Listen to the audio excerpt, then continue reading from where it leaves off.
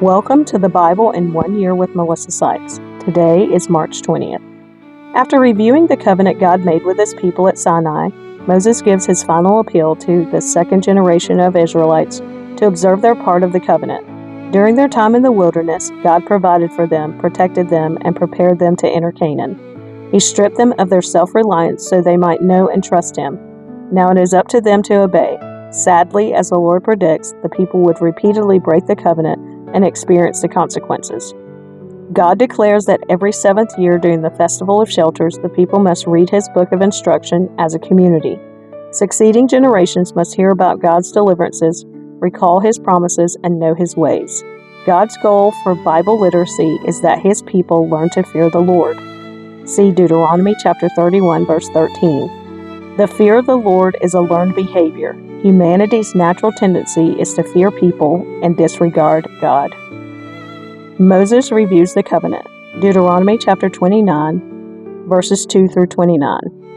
Moses summoned all the Israelites and said to them, "You have seen with your own eyes everything the Lord did in the land of Egypt to Pharaoh and to all his servants and to his whole country, all the great tests of strength, the miraculous signs, and the amazing wonders.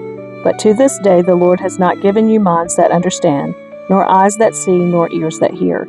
For 40 years I led you through the wilderness, yet your clothes and sandals did not wear out. You ate no bread and drank no wine or other alcoholic drink, but he provided for you so you would know that he is the Lord your God.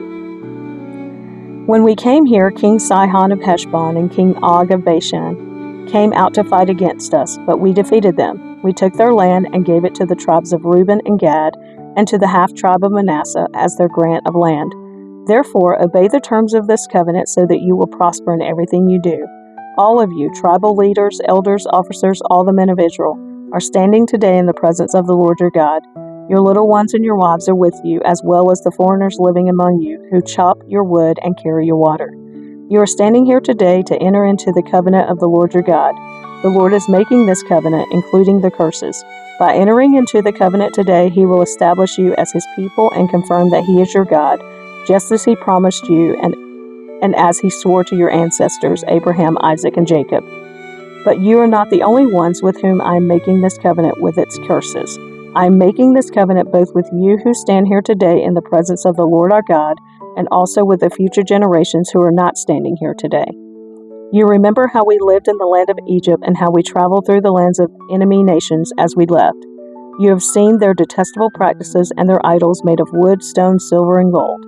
I am making this covenant with you so that no one among you, no man, woman, clan, or tribe, will turn away from the Lord our God to worship these gods of other nations, and so that no root among you bears bitter and poisonous fruit.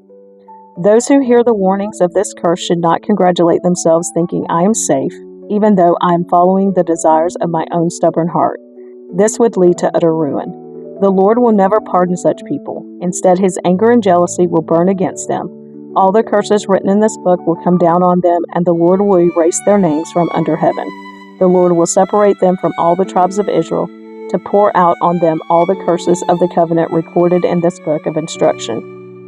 Then the generations to come, both your own descendants and the foreigners who come from distant lands, will see the devastation of the land and the diseases the Lord inflicts on it. They will exclaim, "The whole land is devastated by sulfur and salt. It is a wasteland with nothing planted and nothing growing, not even a blade of grass. It is like the cities of Sodom and Gomorrah, Admah and Zeboim, which the Lord destroyed in his intense anger." And all the surrounding nations will ask, "Why has the Lord done this to this land? Why was he so angry?" And the answer will be, this happened because the people of the land abandoned the covenant that the Lord, the God of their ancestors, made with them when he brought them out of the land of Egypt. Instead, they turned away to serve and worship gods they had not known before, gods that were not from the Lord. That is why the Lord's anger has burned against this land, bringing down on it every curse recorded in this book.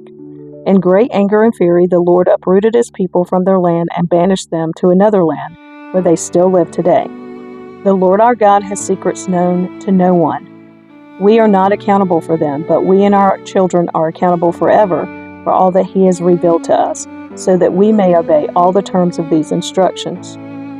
A call to return to the Lord. Deuteronomy chapter 30, verses 1 through 10.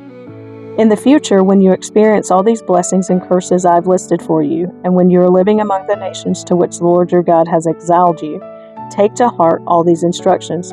If at that time you and your children return to the Lord your God, and if you obey with all your heart and all your soul all the commands I've given you today, then the Lord your God will restore your fortunes. He will have mercy on you and gather you back from all the nations where he has scattered you. Even though you are banished to the ends of the earth, the Lord your God will gather you from there and bring you back again. The Lord your God will return you to the land that belonged to your ancestors, and you will possess that land again.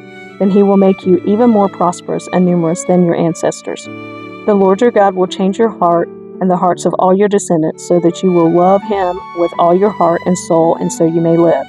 The Lord your God will inflict all these curses on your enemies and on those who hate and persecute you. Then you will again obey the Lord and keep all his commands that I'm giving you today. The Lord your God will then make you successful in everything you do. He will give you many children and numerous livestock, and he will cause your fields to produce abundant harvests. For the Lord will again delight in being good to you as he was to your ancestors. The Lord your God will delight in you if you obey his voice and keep the commands and decrees written in this book of instruction, and if you turn to the Lord your God with all your heart and soul. The choice of life or death. Deuteronomy chapter 30, verses 11 through 20. This command I am giving you today is not too difficult for you, and it is not beyond your reach. It is not kept in heaven, so distant that you must ask, who will go up to heaven and bring it down so we can hear it and obey? It is not kept beyond the sea, so far away that you must ask, who will cross the sea to bring it to us so we can hear it and obey? No, the message is very close at hand. It is on your lips and in your heart so that you can obey it. Now listen, today I'm giving you a choice between life and death, between prosperity and disaster. For I command you this day to love the Lord your God and to keep his commands, decrees, and regulations by walking in his ways. If you do this, you will live and multiply, and the Lord your God will bless you in the land you are about to enter and occupy. But if your heart turns away and you refuse to listen, and if you are drawn away to serve and worship other gods, then I warn you now that you will certainly be destroyed. You will not live a long, good life in the land you are crossing the Jordan to occupy. Today I have given you the choice between life and death, between blessings and curses. Now I call on heaven and earth to witness the choice you make. Oh, that you would choose life so that you and your descendants might live. You can make this choice by loving the Lord your God, obeying him, and committing yourself firmly to him. This is the key to your life, and if you love and obey the Lord, you will live long in the land the Lord swore to give your ancestors, Abraham, Isaac, and Jacob. Joshua becomes Israel's leader. Deuteronomy chapter 31, verses 1 through 8. When Moses had finished giving these instructions to all the people of Israel, he said, I am now 120 years old, and I am no longer able to lead you. The Lord has told me you will not cross the Jordan River, but the Lord your God himself will cross over ahead of you. He will destroy the nations living there, and you will take possession of their land. Joshua will lead you across the river, just as the Lord promised. The Lord will destroy the nations living in the land, just as he destroyed Sihon and Og, the kings of the Amorites. The Lord will hand over to you the people who live there, and you must deal with them as I have commanded you. So be strong and courageous. Do not be afraid, and do not panic before them, for the Lord your God will personally go ahead of you. He will neither fail you nor abandon you. Then Moses called for Joshua, and as all Israel watched, he said to him, Be strong and courageous, for you will lead these people into the land that the Lord swore to your ancestors, and he would give them. You are the one who would divide it among them as their grants of land. Do not be afraid or discouraged, for the Lord will personally go ahead of you. He will be with you. He will neither fail you nor abandon you. Public reading of the law. Deuteronomy chapter 31, verses 9 through 13. So Moses wrote this entire body of instruction in a book and gave it to the priests who carried the ark of the Lord's covenant and to the elders of Israel. Then Moses gave them this command. At the end of every 7th year, the year of release, during the festival of shelters, you must read this book of instruction to all the people of Israel when they assemble before the Lord your God at the place he chooses.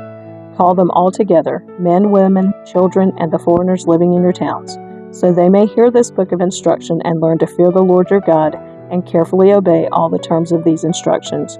Do this so that your children who have not known these instructions will hear them and will learn to fear the Lord your God. Do this as long as you live in the land you are crossing the Jordan to occupy. Israel's disobedience predicted. Deuteronomy chapter 31, verses 14 through 29. Then the Lord said to Moses, "The time has come for you to die. Call Joshua and present yourselves at the tabernacle, so that I may commission him there." So Moses and Joshua went and presented themselves at the tabernacle, and the Lord appeared to them in a pillar of cloud that stood at the entrance to the sacred tent.